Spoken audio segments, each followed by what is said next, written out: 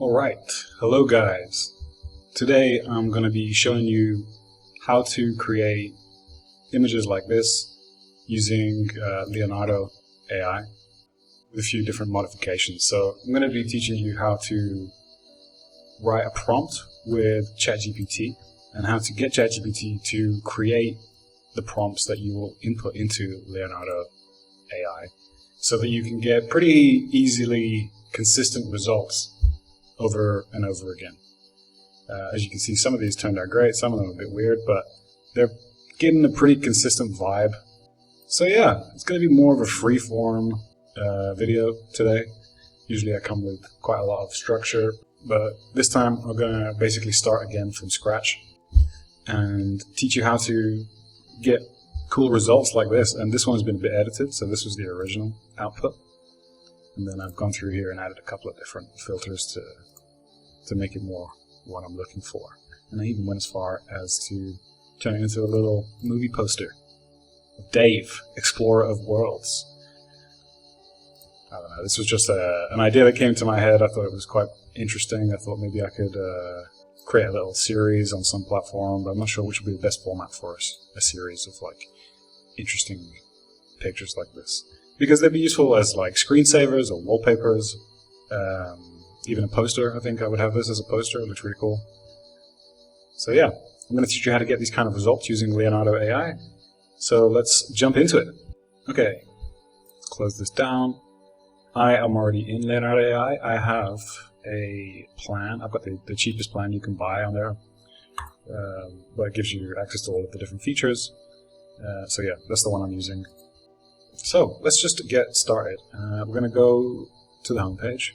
So you'll start off on here. You'll see all the different community creations. But right now we can go to image creation here or over here on the left. All right. So off the bat, we're going to see this is the new style of the image generation mode. They have a legacy interface as well. So if yours looks a bit different to how this looks, you're probably in the legacy mode. But you can access everything from legacy mode in this one as well. I didn't think you could originally, but if we go down to advanced settings, you can access the different model type, and if we want to add filters, we put them here. I'll talk about these other elements afterwards. So currently, this is what my prompt is looking like. As you can see, it's different from a lot of prompts in that it's super detailed. It's actually a 2-paragraph prompt. And what I would say is that if you're going to be writing longer prompts, the longer they are, obviously the less the AI picks up. So everything in this first or second, or this first paragraph here, it will pick up most of it. Some things in the second paragraph, you'll start to lose, details. If you mention at the end in this sentence here that you want a giraffe in the background, you might not get it. The further down you go, the less it listens to you in terms of the prompt. So we're going to start from complete scratch here. As you can see, I have a character here that it's referencing and creating images and videos from this character template. So that's how I'm getting a consistent character for most of it. Oh yeah, here's the giraffe. He ended up with a bit of a giraffe face here. So yeah, I'll take these off and we'll show you how to just play around in Leonardo AI and get some pretty interesting results. What we're going to be creating today here is these like Solarpunk, overgrown, apocalyptic style images.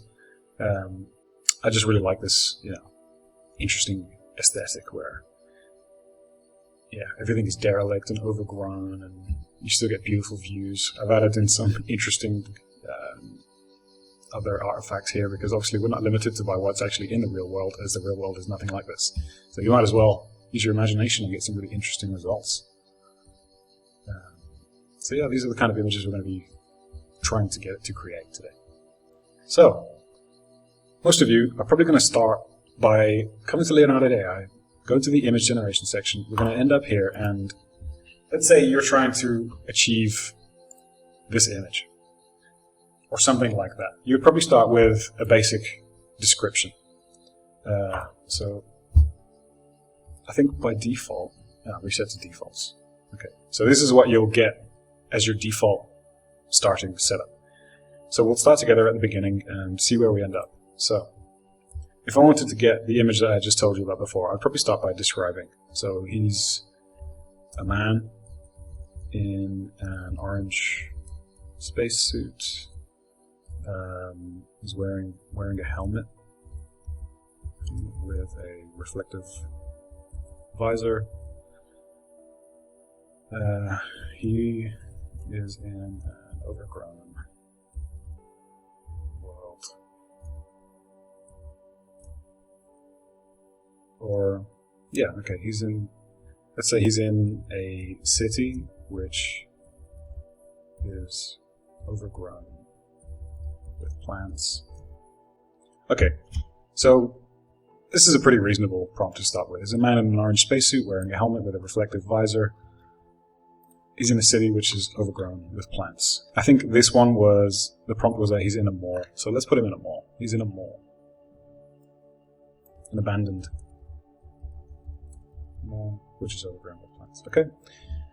Alright. So by default you'll be set to the Leonardo Phoenix model, which is this one here. If you hover over these you can see what they're good at. We've got anime, cinematic kino, concept art, graphic design, illustrative albedo. Leonardo Lightning is doing photorealism, kind of. So yeah, a lot of these are okay, but I don't really like these presets that much. Unless the anime one is really good. The rest of them I haven't.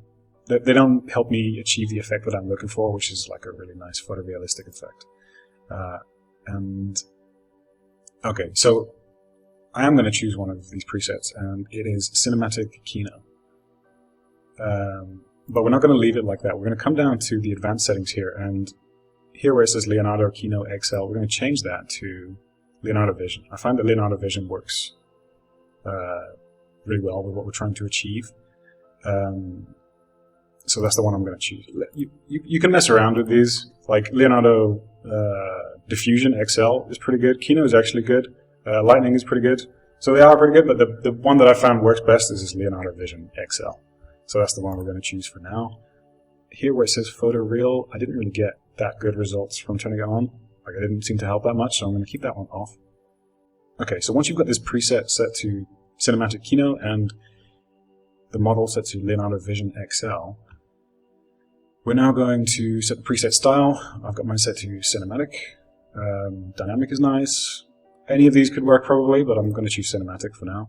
Contrast, we'll leave it to medium. Generation mode, we're going to have it on quality because we want good quality work. Previously I've been creating these all in portrait mode, but for the purposes of this video we'll go ahead and do landscape. So we'll choose 16:9 landscape, we'll keep it set to large. Number of images 4, yep, that's enough.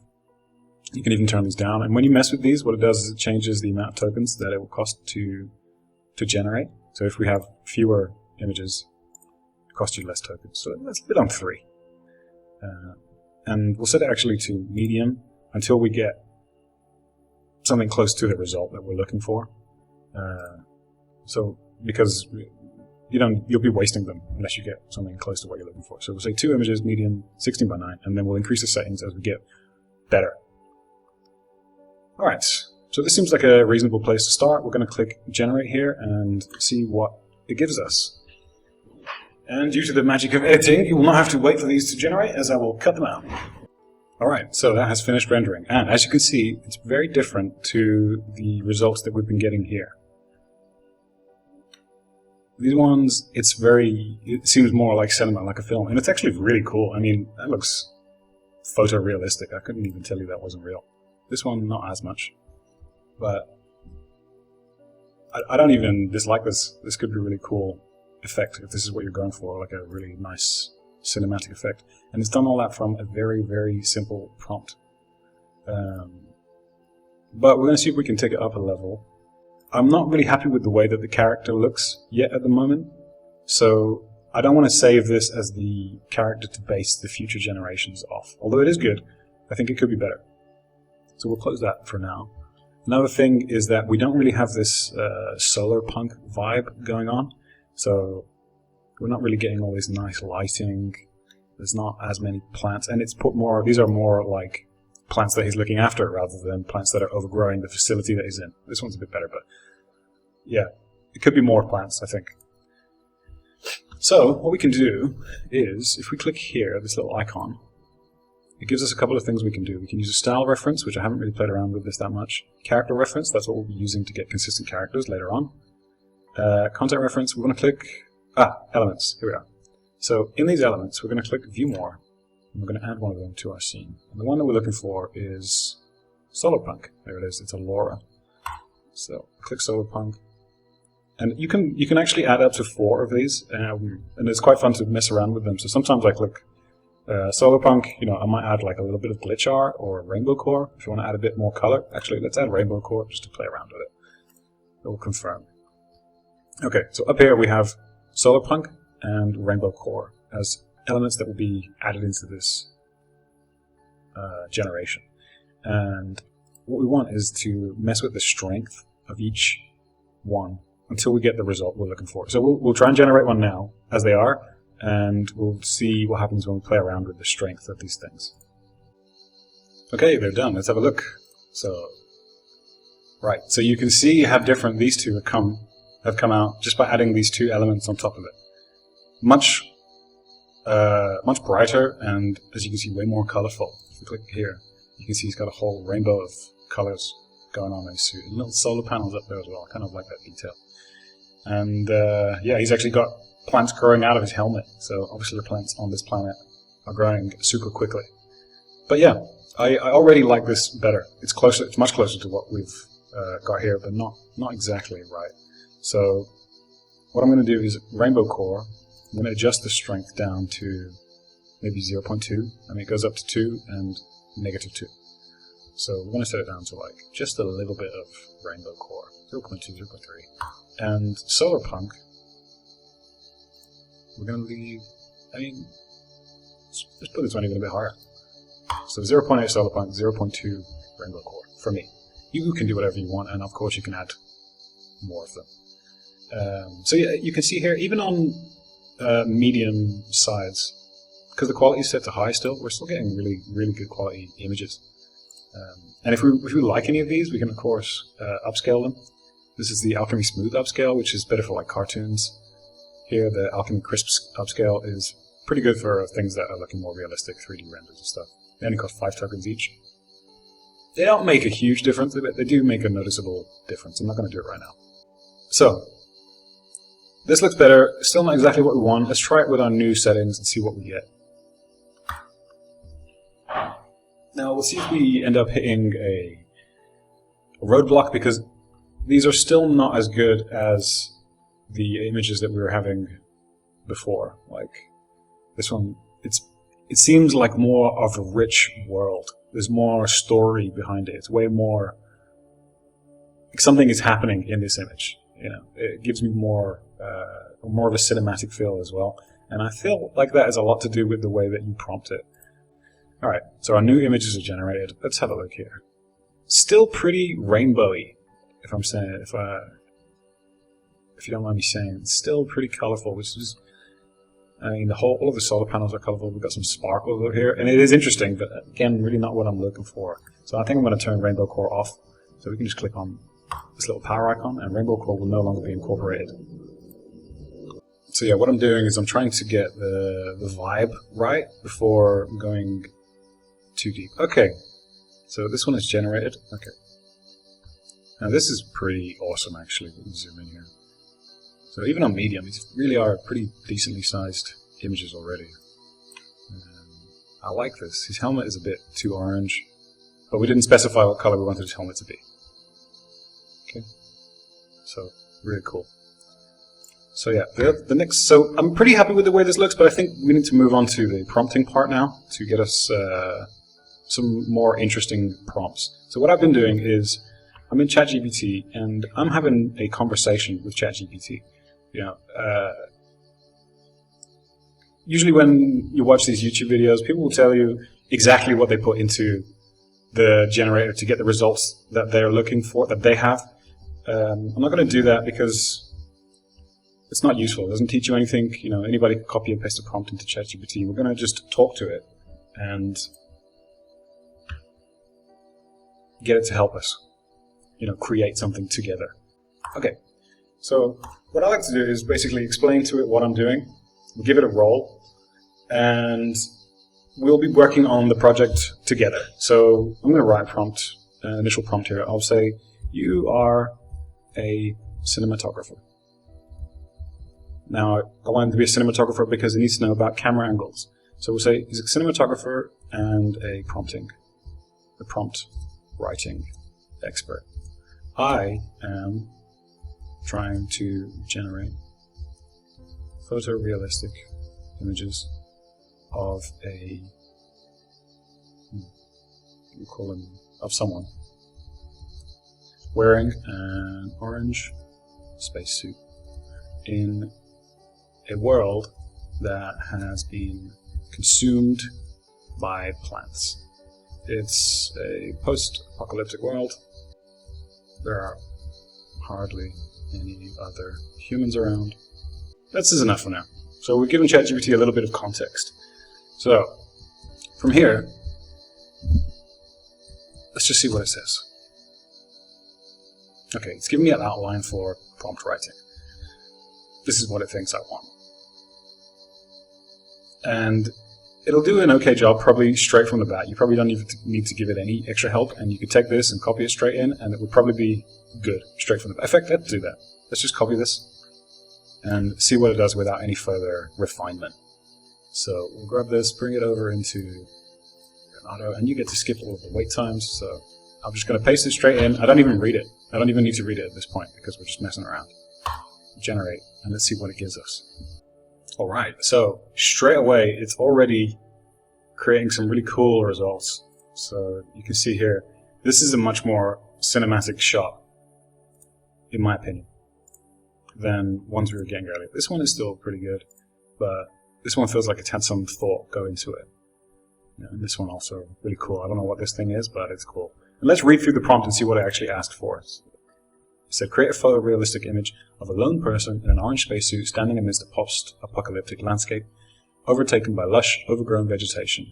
The spacesuit should appear slightly weathered. See, an interesting detail. It adds in these details which help the composition that we're trying to create.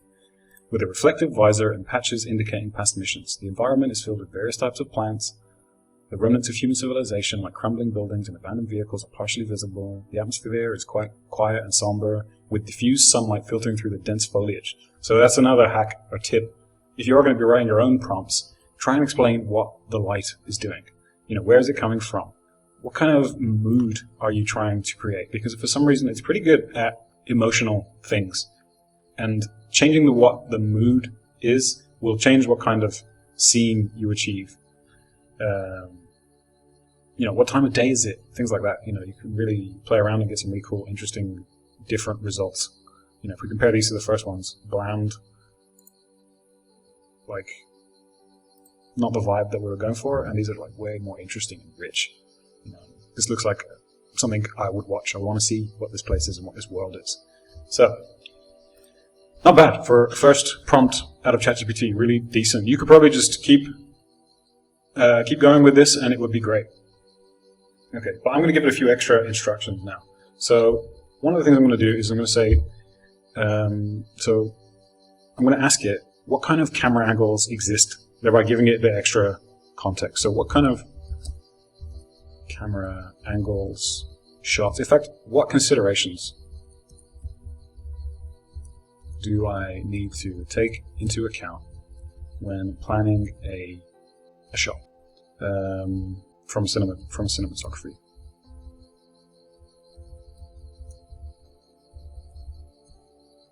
So it'll give me some more tips now. Just like it gave me here tips for prompt writing, I want tips for cinematography. And again, I don't even really need to read these because I'm not going to be implementing these tips.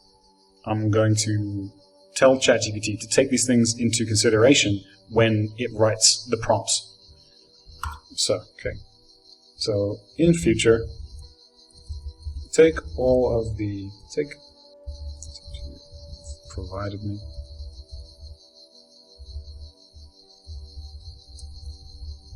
on cinematography and prompt writing and implement them into the prompts you will be creating for me.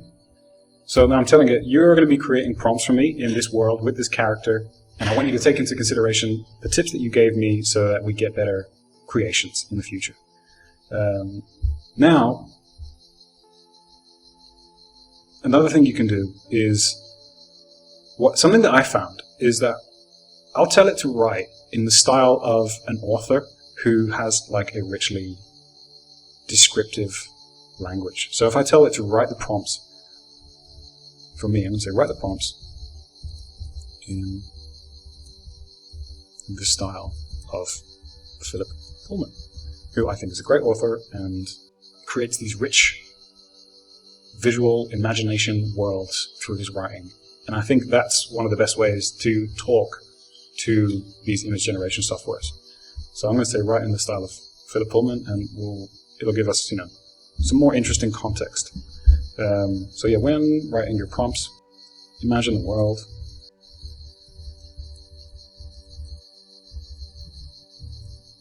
Small details and extra context. Add depth to the world. I like to add something like this in to just say, look, I'm not going to think about every single thing that is in this world. So if you think of something interesting you want to put in there, put it in there. Okay? And the last part of this, I'm going to say, give me a shot, give me a prompt that will help me create an image of the man.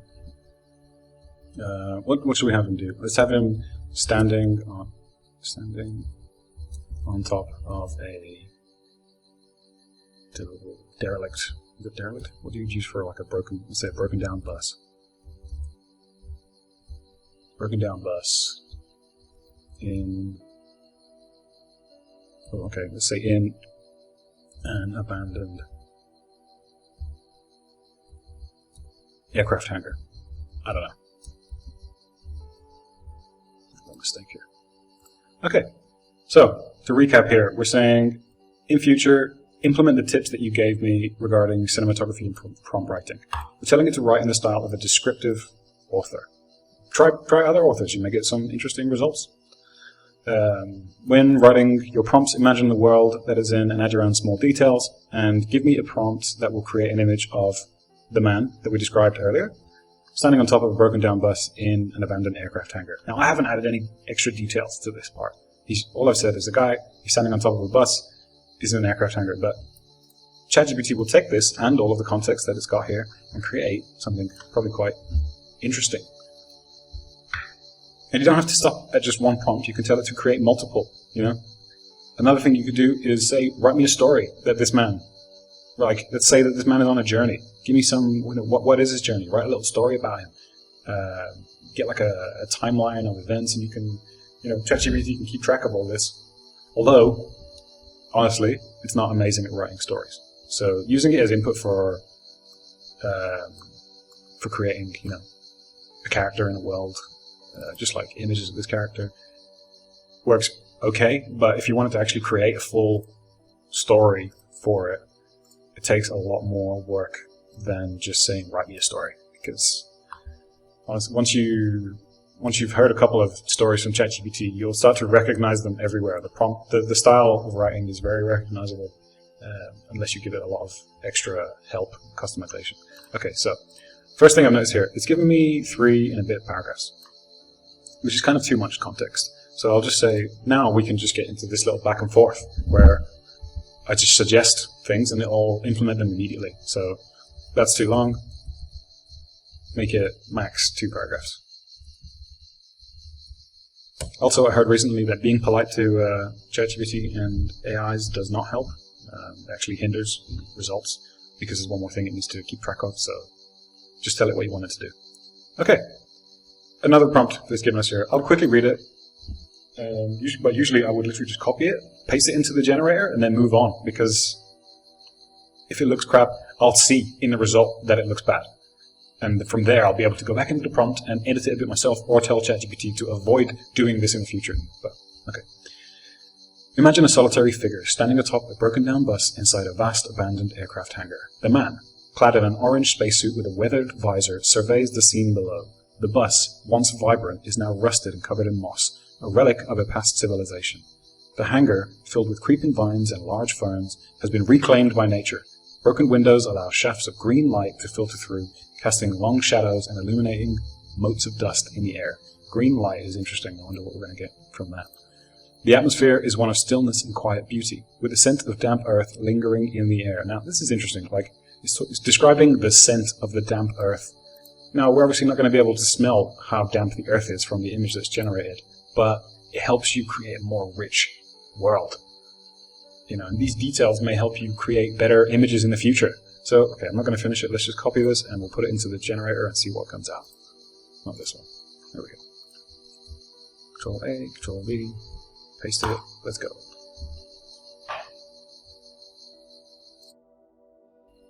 Okay, that is done. So, what have we got?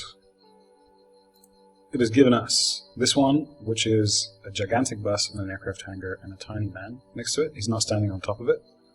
We've got this one. Again, he's not standing on top of it. He's standing next to it, looking at it. But honestly, it looks dope. Like, I think this looks really cool.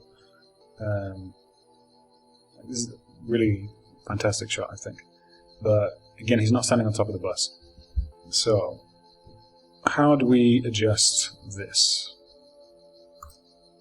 Let's go back to Chat GPT and edit the prompt and see if it will help us. Okay, so back to Chat GPT. Now, one thing is that it's still not really giving us the best type of prompt here. It's not taking into account all of the considerations, even though we told it to do so. So we're going to have to tell it off and tell it to actually write these things. Okay, so with the cinematography, I need you to include instructions in the prompt to the image generation software so that it knows what to do with the camera. Because it's almost as if it's not an image generation software and it's a videographer or a like a videographer, someone who's taking the shot. So we need to tell it exactly what we want it to do. So we're going to see if we can get ChatGPT to do that for us, for example. One trick here is telling it what kind of camera you want it to be shot on. So let's say I want it shot with future generations to be shot on a Canon DSLR. Include this in the prompt. And any other cinematic direction. Okay, so that'll help. What else? Also, I tried generating the image, and the man is not standing on top of the bus. So let's more heavily weight that near the start of the prompt. Because like I said earlier, things that appear near the start tend to be included better. Everything else I think is quite good, so send it, see what it gives us. So here, capture an image of a lone man standing prominently on top of a broken down bus within an abandoned aircraft hangar. The man wears an orange spacesuit, blah blah blah. The camera, imagined as a Canon DSLR, is set at a low angle, looking upwards toward the figure to emphasize his stature and the vastness of the hangar. The bus is now a relic covered in moss, serves as his elevated platform. So it's put it all throughout the first paragraph of the prompt. So hopefully this will give us a better result. Let's try it out. Just delete this part. Generate. Okay, so they're done. They look pretty similar to the last ones. He does not appear to be standing on top of the bus again. A bit closer this time, but not quite on top of it. So this is one of the problems with these AI image generation softwares. So far, sometimes when you run into a roadblock, they're really quite difficult to fix. I was having a problem before with hands. It's just very difficult to get it to generate consistently good hands, especially if there's multiple hands or the hand is holding something. It really has trouble. So this has not worked. I don't know how much more clearly we can state that we want him standing on top of the bus. I think part of the problem is that there's two subjects, right? So the main subject, we want it to be the man. It seems to have put it as the bus, which is, it's good. Like, we know that this guy is still obviously the subject of the shot and also this, but when there's multiple things in the scene, sometimes it can get confused. You know, does it focus on the hangar? Does it focus on the bus? Does it focus on the man? So what I'm going to try is let's stop talking about the hangar and see if it'll work then. So we'll just tell it the man is still standing next to the bus. Let's remove mention of the hangar to allow generator to focus on the subjects. Okay, maybe that'll help. See what happens. So it's given us 2 paragraphs again. The next thing I'm going to try is removing the second paragraph, or just telling it to write all in one paragraph.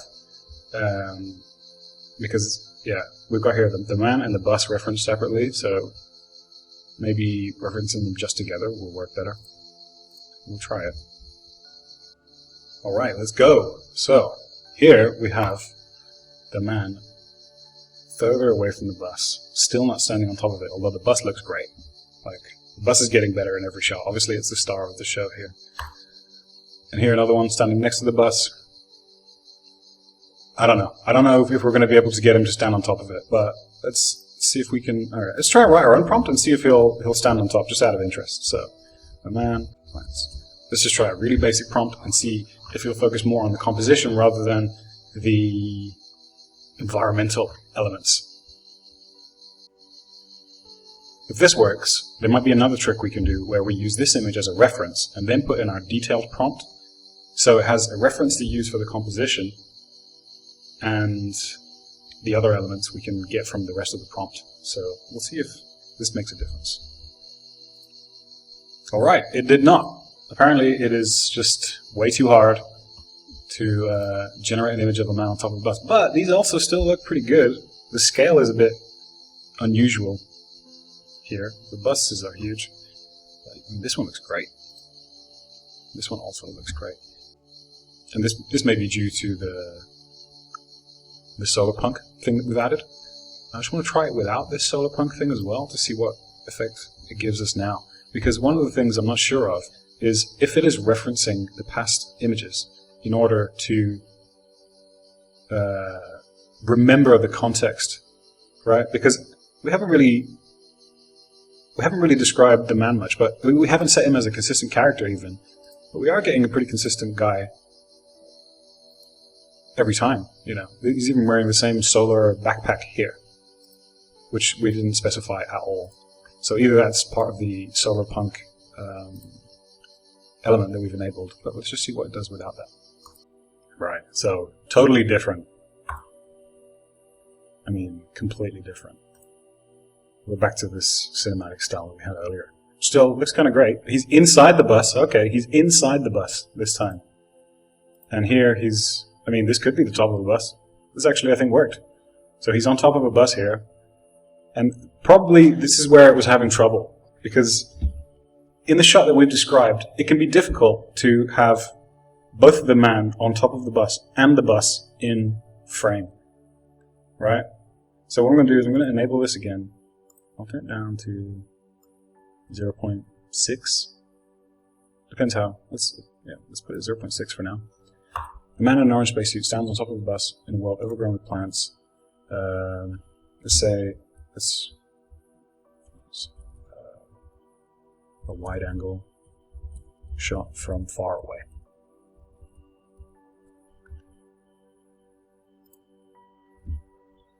Each of these generations takes about 30 seconds. On average, from what I've noticed. Okay, no. Back to standing next to the bus. So, this is one of the quirks of working with AI.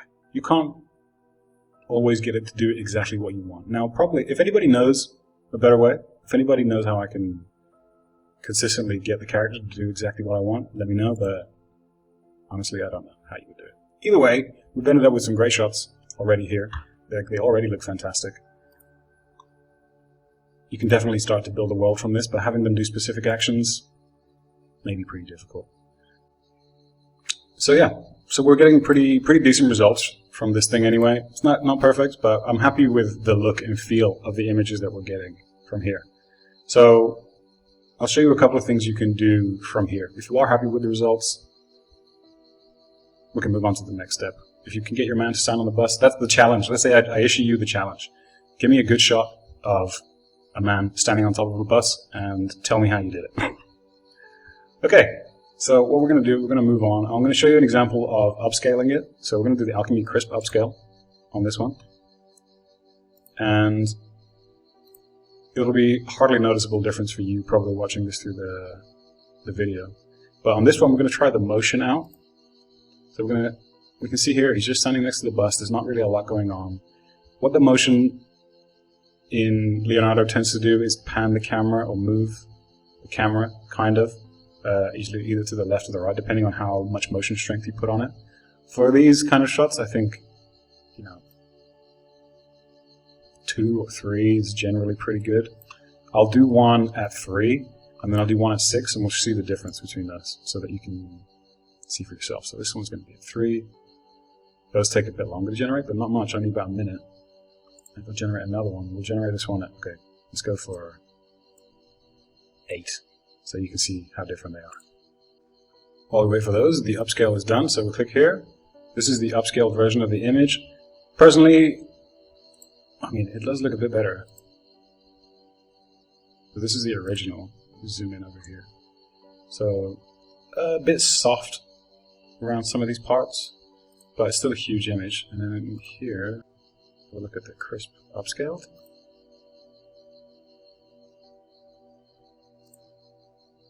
Alright, there's a bit more fidelity, a bit more definition. But not like a million miles away. They're pretty similar. Maybe on the video I'll put a little side by side so we can see how different they are, but they're pretty similar. But it does work. Another thing you can do is, take it out of here at this point and upscale it using a different upscale. I think Magnific is apparently one of the better ones. But we're not seeing faces or anything here anyway, so it's done a pretty good job with the originals even. So, all right, here's our 2 shots, and this is quite interesting. So you can see the difference in the motion. It's gone for a zoom in on both of them flying through the scene. If we look at this one. Oh, and one thing you'll notice is that the quality drops quite significantly, so it outputs these videos at 1024 by 576, which is like way smaller than these. I think it's a quarter, isn't it? But it's been a pretty good job. This is a pretty, everything looks pretty decent. There is some warping going on in the background here. The plants are a bit warped, but in its original size down here, it's pretty good. And for a quick, 1 or 2 seconds shot, your audience might not even notice this if you need videos. The other one here, this has actually also come out quite well. Really shows big depth. Okay, he slides off the screen at the end there. So yeah, he slides off the screen over here. Everything is just a bit more blurry, but the motion is pretty good. The bus deforms a little bit, so usually when I'm doing motion, I tend to keep it pretty small because there's way less deformation. You could even drop this down to 2 and just give a hint of something going on. All right, so I'm happy with those. I've showed you how to upscale. We showed you how to turn it into video. Yeah, I think once you've got images that you're pretty happy with, take them into another program. If you want, and you can add all kinds of different color grading, light balances. If you're using the modern versions of Photoshop, if you see artifacts, they're pretty easy to remove with new Photoshop. I mean, Leonardo does have its own editor. If we come out of this now, Leonardo does have the canvas editor, but in my opinion, the results that I've gotten with it have just not been that great. I mean, we can give something a quick try here just to try it out. We'll click upload image from previous generations. Let's see if this will make our man stand on the bus. Okay, let's take this one. What can we do? First, let's try and erase him from the scene. So we'll just outline him with the eraser tool here.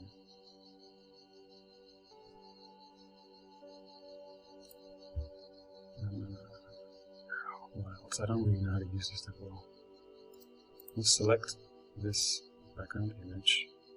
We'll go focus mode.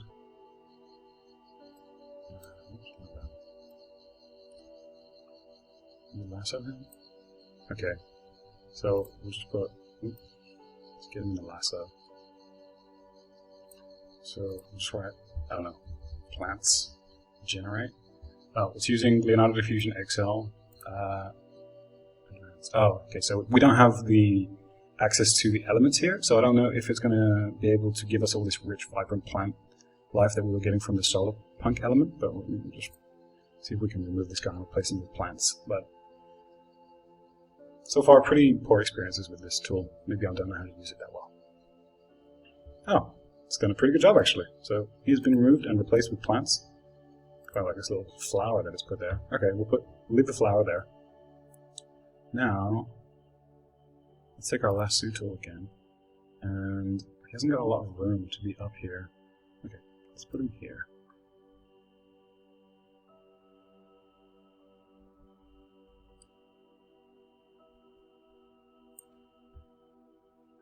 Now, he hasn't got a lot of room to stand up, but for the sake of this, we'll say a man in a weathered orange spacesuit. What should we have him doing? Have him sitting on a deck chair. Okay. No, we need to accept the changes we made earlier. Bring our lasso tool. Lasso is part of the image. Okay. Let's see what it gives us. Alright, it's done. Nothing. Oh, his head. I'm not sure what that is. Okay. I mean, accept. We're happy with this. This looks great. So yeah, if anyone can figure out how to get a man standing on top of a bus, let me know. I hope you learned something. I hope you learned how to use Leonardo a little bit and Chat GPT to help you write your scenes. I mean, we didn't really fully utilize it that much here, but what we, Chat GPT is super powerful. Instead of writing them one at a time, we can say, give me 5 different shots of the spaceman in various different and dangerous situations. And it will just, within seconds, give us a bunch of amazing ideas. Narrow bridge over a chasm, scaling a steep cliff, in a swamp filled with quicksand, crossing a field of volcanic lava. I mean, I'm interested to see what this looks like with our Solarpunk vibe. So let's try this one out. So we're going to copy this one, run back into our Leonardo. I'm just going to click back a few times. Okay, we're in the image generation part again. It has remembered the settings. We'll put it to large this time. Just why not? We'll copy our prompt in here, and we'll see what it gives us. And what you can do, what's another fun thing, you don't have to wait for the generation to finish before you move on to the next one. So, all right, I want to see him jump in over the lava field, but I also want to see him, all right, narrow bridge over a chasm. So we'll take this one back into the generator. I can just replace this, click generate, and now I can wait for both of them to be generated side by side at the same time. Okay, so he's no longer in his orange spacesuit. We can, if there's things that are wrong, we can click on here, and we can look at the prompt that we used. Where is it? The details of the prompt. Not there. This is the collections for organizing your images. You can put them into collections. Here's the prompt. Okay. Capture a spaceman standing cautiously. Okay, so it's forgotten about the orange spacesuit. So something that we'll have to remind it. What I would just go back in and say, don't forget the orange spacesuit. I need that included in every prompt so that we remain consistent. Or, actually, what we can do, we can test out our consistent character. So if I reuse this prompt here, the volcanic lava one, we go back. We'll go into our elements here again. We'll click character reference. And we'll choose one that we like from your generations. So I don't like balloon man over here, but I do like This guy looks pretty good. Or this guy with his solar-powered backpack. I think it's quite interesting. We'll see if it can retain that. Click him. Click confirm. If we open this as well, we can choose how much strength we want to apply to the character. So that just means how likely it is to end up looking the same. But I'm going to click high strength, but low, medium, high. You'll still probably get pretty consistent results. In fact, let's choose medium for now, just to see what it is. This is the default setting, and we'll click generate. So even though we're not describing the orange characteristics and the solar-powered backpack, it'll probably still give us a closer result instead of this. But just for now, let's have a look at these while we wait. I don't know what's going on here. I mean, it's got exploding volcano sky. There is some sort of lava field, still pretty rich and green, but an orange tint. His backpack is also on fire or fueled by fire. I think it's really cool. And this one, I mean, it's consistent between the two images at least, so it must generate them together up until a certain point and then split them off. Because the sets of generations that you get are usually quite similar characters, but this is really cool, like very interesting setup. The reflection's a bit crazy, very fiery reflection considering he's just looking at a pile of rocks, but still very interesting shot. These ones, cautiously crossing a bridge. He's got his orange suit here, that looks cool, and this is really cool, like game concept art kind of thing. And I didn't have to think of this at all. I didn't have to even write the prompt. And Chat GPT will generate these all day. I mean, this is amazing. I love this.